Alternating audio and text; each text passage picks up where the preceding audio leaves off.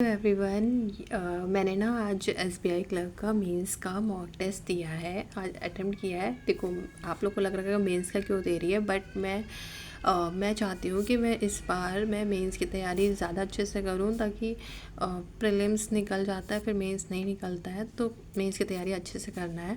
और एक बार में मेंस नहीं अच्छे से तैयार होता कि आप सोचो 2 महीने में आप मेंस तैयार कर लोगे, तो बिल्कुल पॉसिबल नहीं होता है।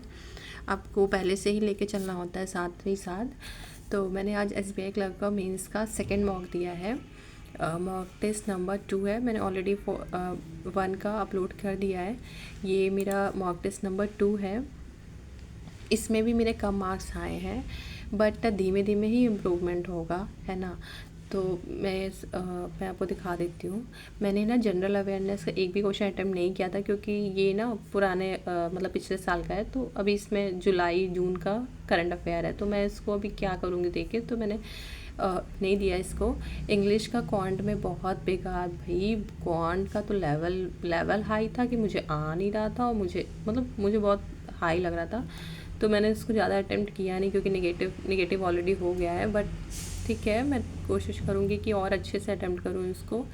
और रीजनिंग भी ठीक था, मतलब एक पजल मेरे से बहुत गलत तरीके से बन गई थी, बट फिर भी मैं उसको अटेम्प्ट नहीं कर पाई। टाइम का कुछ इशू नहीं था, बस एक कन्फ्यूज़न की वजह से मैंने ये गलत कर दिया। अदरवाइज़ तो 2-3 नंबर और मेरे बढ़ सकते थे, 4-5 नंबर। इंग्लिश में भी कुछ सिली मिस्टेक्स मैंने की हुई हैं, मैंने ध्यान नहीं दिया। ये सारी चीज़ें मेरी गलत है। एक आरसी में क्वेश्चन गलत है, ये एक गलत है, ठीक है, और ये एक गलत है यहाँ पे। ये सारे तो मैंने गलती से गलत, मतलब मुझे लग रहा था, बट फिर भी मैंने गलत टिक किया। और फिर मैं सोच रही हूँ कि अभी यही सब सिली मिस्टेक्स होती हैं कि आपको सही आंसर आते हुए भी ना आप गलत कर ही देते हो। तो ये वाला क्वेश्चन था, ये वाला बहुत सही क्वेश्चन था, मतलब मैंने ना उसको पढ़ा था, बट फिर भी मैं पता नहीं क्यों मेरा दिमाग नहीं चला। ये बट द इंक्रीजिंग, और तो मुझे आगे बढ़ के उसका आंसर देना था। As a report indicates have to be address, तो ये मैंने गलत कर दिया। अब क्या हुआ, मतलब मुझे पॉजिटिव आंसर लिखना था इसमें, बट मेरा ध्यान नहीं गया, और मैंने नेगेटिव एक आंसर किया इसमें, मतलब इसमें पॉजिटिव ऑप्शन टिक करना था, बट नेगेटिव मैंने अटेम्प्ट किया। जब दिमाग नहीं लगता ना, तो यही होता है। फिर उसके बाद इंग्लिश में तो ये गलत हुआ मेरा, और मैं दिखा देती हूँ। ये 40, हाँ, ये सारे मेरे क्लोज टेस्ट ही गलत हुए हैं। क्वांट में कैन यू सी, क्वांट में मेरे मार्क्स कितने बेकार आए थे, मतलब ये भी मैंने सॉल्व कर लिया। ये क्वेश्चन एनालिसिस मैंने ऑलरेडी कर लिया है, इसकी बाद में वीडियो बना रही हूँ। मतलब ये इतना सिंपल क्वेश्चन था, मुझे लगा कि क्या पता नहीं क्या सोच के मैंने ये अटैम्प्ट नहीं किया। मुझे इतना रिग्रेट हो रहा था कि ये मैं क्वेश्चन अटैम्प्ट कर सकती थी, तो मेरे 4 नंबर और आ जाते। बट अभी क्या बताऊँ कि ऐसा लगता है ना कि ये टफ़ होगा, तो ये नहीं कर पाएगा।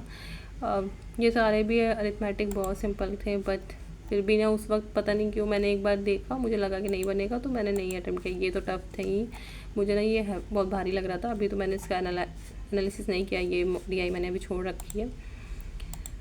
मुझे बहुत ना ये हाई लग रहा था, मतलब मुझे लगा कि बहुत टाइम कंज्यूमिंग है, तो मैंने इसका अटेम्प्ट नहीं किया है।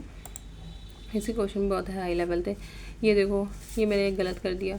मैं पता नहीं क्या, मतलब क्या यही होता है, इसलिए मिस्टेक ज़्यादा होती है। मतलब ये क्वेश्चंस नहीं किया मैंने, मतलब करा तो पता नहीं क्या करके मैंने किया कि गलत हो गया। और ये तो मुझे प्रोबेबिलिटी के क्वेश्चन तो आते ही नहीं हैं।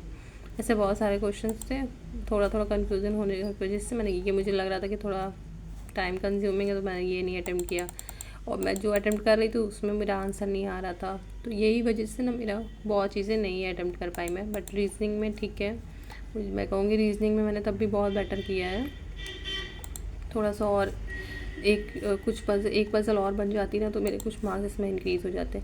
ये भाई मुझे लगता है कि मुझे इसमें और मेहनत करनी पड़ेगी। कभी कभी बन जाती, कभी कभी नहीं बनती है मुझसे, तो मुझे इसमें और मेहनत करनी है।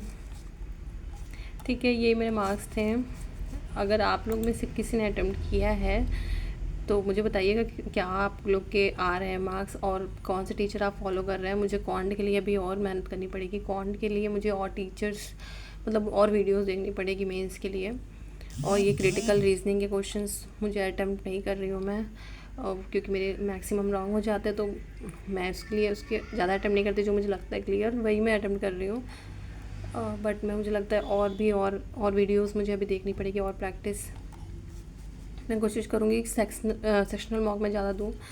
ठीक है, फिर देखते हैं कि कितना होता है। अभी तो मैंने इसको आज अटैम्प्ट किया है, तो मैं अब इसको 3 से 4 दिन बाद ही अटैम्प्ट करूँगी, मॉक टेस्ट नंबर 3। फिर देखते हैं कितना इम्प्रूवमेंट होता है ना। फिर मिलते हैं नेक्स्ट वीडियो में।